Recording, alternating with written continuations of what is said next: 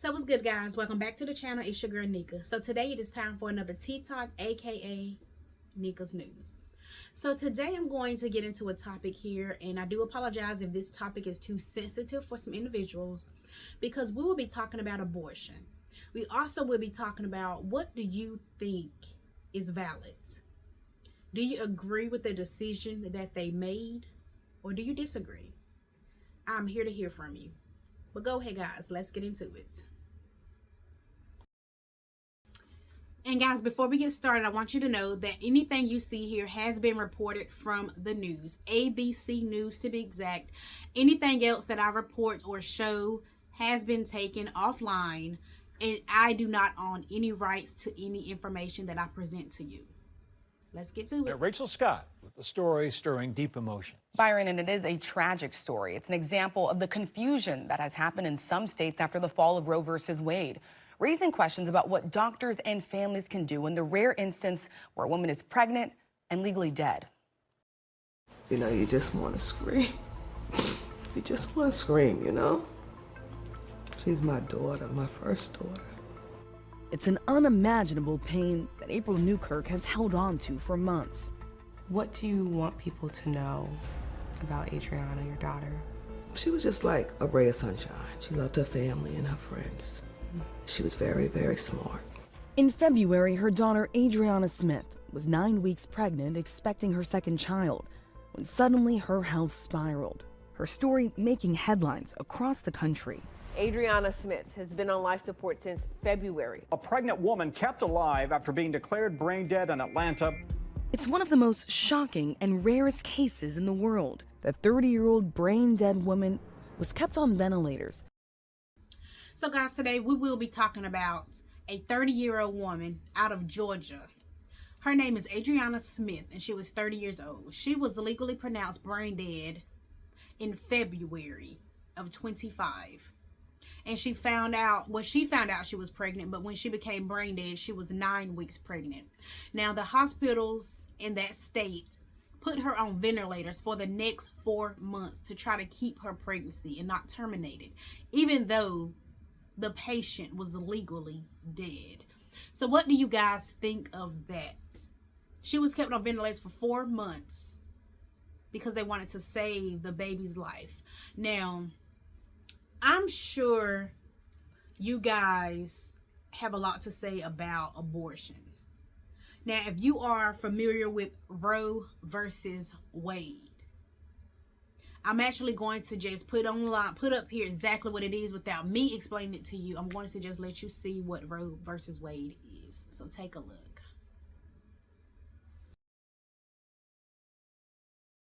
That something was wrong with Adriana. And I think she was having really, really, really bad headaches. Really, really bad, to the point where that's when she went to the hospital. She had got a prescription, something like, you know, a little stronger than Tylenol that they give pregnant women, but she didn't have a CT scan done. April says Adriana was sent home by the hospital, but then things took a turn. She was unresponsive. She was gasping. This time, Adriana was rushed to a different hospital. This one, part of the Emory healthcare system, where she worked as a registered nurse.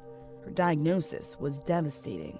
CT scan showed that there were blood clots everywhere. Everywhere. They waited a day to see, you know, what was going on and run tests and stuff like that. I stayed overnight. I didn't leave her. You know. She never woke up. Choices to make? Any options? The option was that there's a law in place and they have to follow the guidelines of the law. So I guess the heartbeat law, and the baby did have a strong heartbeat. He was going to be treated as the patient, not Adriana.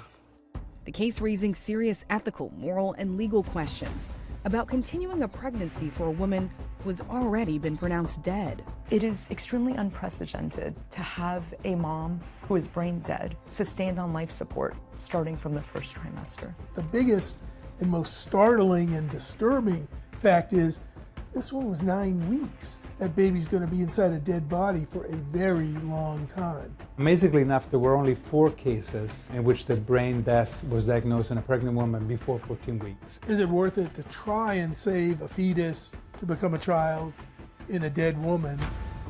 This case sparking a nationwide debate about a state's controversial abortion law, the possible unintended consequences, and a family's right to choose. I feel like we should have had a choice, but we didn't. I really think it should be a choice. I just do. So now every state has their own understanding of what abortion means or what abortion is. Now every state has these abortion laws. You can and cannot have an abortion when you're past a certain amount of weeks. They do allow you to have an abortion if you were considered like raped or molested or something like that, but it's always different. Now, in this situation, they said that it was really hard to determine what was legal and not legal. So they kept her pregnancy going because they did not consider her the patient anymore. They actually considered the infant the patient, because it was their job to keep the infant alive.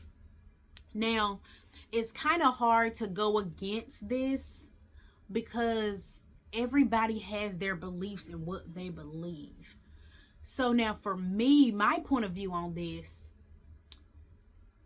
I don't feel as if it was wrong if they would have let the mother go. Therefore, the baby is gone. And the reason I say that is because it was only 9 weeks. Now, I understand it is considered a fetus. It had a heartbeat. It was now a person. But they have to also think about who was going to be here to take care of this baby. Now, the parents clearly voiced their opinion on they wish they would have had a say. They didn't have a choice. They were not given a choice if they wanted to keep their daughter alive or if they wanted to just let her go. Now, I'm sure they were sad about losing her child, but their daughter was the most important because she physically was here alive, you know, and she was pronounced brain dead, meaning she was never going to come back. They were praying and hoping, since they had her on life support, that she was going to come back, but she never returned. But guys, I'm not going to show you that full video. I'm just going to pick out parts and clips of it for you to see.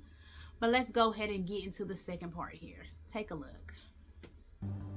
Adriana was kept on life support for 4 months after she was declared dead, long enough to deliver her son Chance. He's been in the NICU ever. And as you just heard, her son Chance was born, but he went straight to ICU. So he was kept in ICU. He's still in ICU.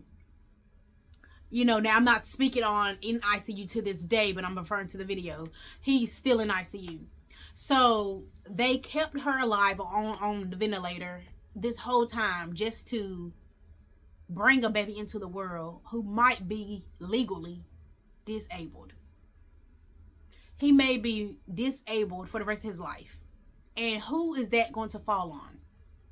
More than likely to fall on the grandparents to have to take care of this child, or he may be put in foster care. He may be in some home. I mean, they saved a life just to give him a bad life. The reason I say bad life is because he might not be able to function the way he should function, because he's going to be going through a lot of things. Now, you did not see this in the video, but this is in the video a little bit farther down, that she was actually fed through an IV. So that is where the baby got his nutrients from. It's from an IV. It wasn't even food. They wasn't putting food inside of her body, such as, like, you know how you have the liquid formula. They wasn't feeding her through a tube or anything. It was just liquid IV. So that's where the baby was getting nutrients from, a liquid IV.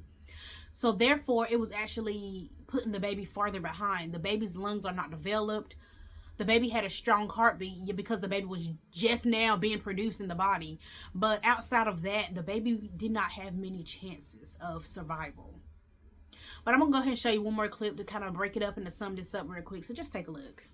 In a statement to ABC News, the Georgia Attorney General's office said there is nothing in the Life Act that requires medical professionals to keep a woman on life support after brain death. Removing life support is not an action with the purpose to terminate a pregnancy. In initial statements in May, Emory Healthcare said they make individualized treatment recommendations in compliance with Georgia's abortion laws and all other applicable laws. But in a recent statement to ABC News, they did not mention abortion laws, saying in part, "We are foremost guided by patient autonomy, and in situations where patients cannot express their preferences, we rely on their advance directive, healthcare agent, or legally authorized surrogate decision maker. This extends to healthcare decisions at the end of life." These are very rare cases. On 9 weeks, chances are, even if you want to continue the pregnancy, that the baby's not going to make it. Adriana's pregnancy on life support lasted 16 weeks. Is there no protocol? There's no agreed upon method. To be blunt, we don't know what we're doing. I'd be worried if we presented this as a treatment. It's not. It's an experiment. World-renowned bioethicist Arthur Kaplan says Adriana's case raises significant ethical concerns. The ethics of whether you'd be willing to do that come up against a pretty strong principle: do no harm. And here you're worried that you're going to harm that fetus. It's really unlikely that we're going to be able to give you a life that isn't short and one of suffering. Is that worth pursuing? I think it's cruel to the fetus. Did you decide on the name Chance? I did. Why? Why choose that name? Because I feel like he had a second chance. Chance weighing just 1 pound and 13 ounces. How was his health? Well, his lungs are underdeveloped. He's not your regular premature baby. She did not feed him through food that she ate. She was fed through IV. So there's a big difference. He's struggling, but he's gaining weight. He's struggling with his breathing. These babies can be for months in the hospital, can have lung problems, heart problems, eye problems, ear problems, may need to be on oxygen for a long time. Those born less than 28 weeks are 10 times increased risk of cerebral palsy. These babies are also at increased risk of intellectual disability. All right, so guys, as you heard, on February the 9th, Adriana Smith was placed on life support. That is actually the day she was deemed legally brain dead. Now, what caused her to become brain dead was because she was having severe headaches. They did not do a CT scan at the hospital she originally went to. When she went to a Emory Hospital, where she currently worked as a nurse, they found out she had several blood clots in her brain. That is what caused her to become brain dead. And you got to question this. There's so many hospitals you put your trust in. We trust these people to do what's legally right. I mentioned, or she mentioned, trying to use it as if it was me, but she mentioned to the hospital she was having severe headaches. They didn't do anything about it until it was too late. Now, we have to put some type of trust into this legal system, the hospitals, anything, but they are human just like we're human. They make mistakes. They do things wrong. They don't take it in consideration, the way you feel. They don't take it seriously. But yet again, a lot of these people are not held liable. They're not held liable. They're not held to the standard of the law.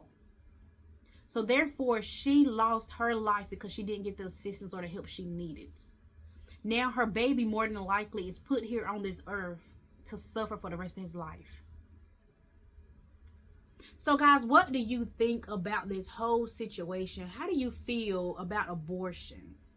What do you think about abortion? What do you feel about that whole Roe versus Wade? That's why they put these laws in place, was due to that. So now the mother is trying to advocate for all individuals who may be going through something similar to this situation. And it's just crazy that we have to go through this kind of stuff.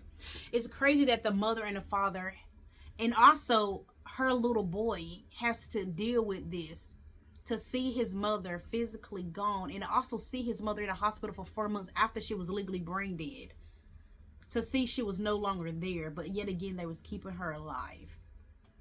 So she could have been, in the ground, meaning in a casket. They could have had a funeral for her 4 months ago, and yet again she was sitting in a hospital bed unresponsive for 4 months after her actual passing. I mean, this is it's just, it's beyond real. It's literally beyond real to see somebody have to go through something like this. But anyway, guys, let's continue to the end. So guys, just to go ahead and sum it up, you just heard of all the difficulties and the complications this newborn baby is going to have or could have due to not being fed actual food. The baby was fed through an IV, as mentioned before. The baby could have all the conditions that she just mentioned in that video. And it's just, are we going to pick and choose our battles here? But legally, they did not want to be sued, I guess, you know, for letting her go, because it would have been considered terminating a life. But yet again, you just brought a baby into the world to suffer and possibly have cerebral palsy and all other type of conditions. You know, possibly could be born deaf, blind, you know, be on oxygen for a long time, in the ICU for a long time, can't breathe on its own. I mean, several situations. But guys, we're going to go ahead and end it out here. And I thank you guys for watching Nika's Tea Talks, aka Nika's News. Make sure you like, comment, and share. Make sure you subscribe to my channel. And guys, take it easy. And it's been real.